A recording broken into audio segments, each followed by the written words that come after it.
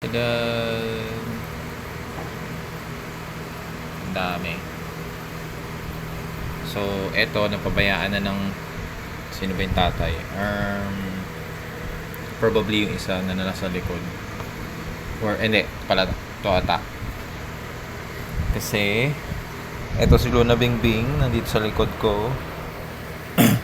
Alam niya kasi saan damukal eh. Ang dami, promise.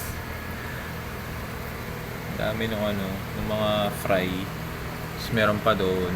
Ayun ang dami. Hindi makita eh. Hindi makita sa camera. Kasi nga labo ng tubig.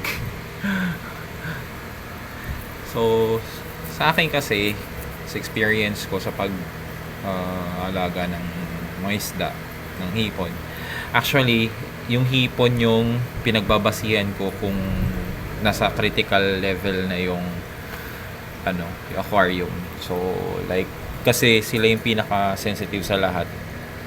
So, sila yung pinaka-maliit, sila yung konting changes lang sa tubig.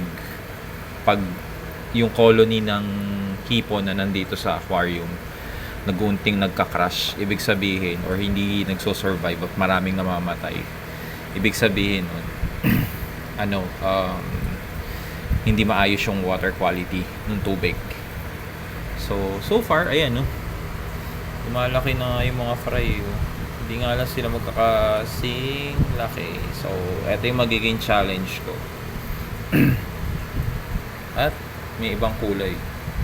So, may matingkad na black, tapos may brown. So, meron pa doon. Anywho, tignan na lang natin kung anong mangyayari habang tumatagal. Kasi naglinis na ako nung Sunday. So, hindi na ako maglilinis ulit. 1 week. Weekly kasi ako nag-water change. Meron pa sa likod ang dami actually.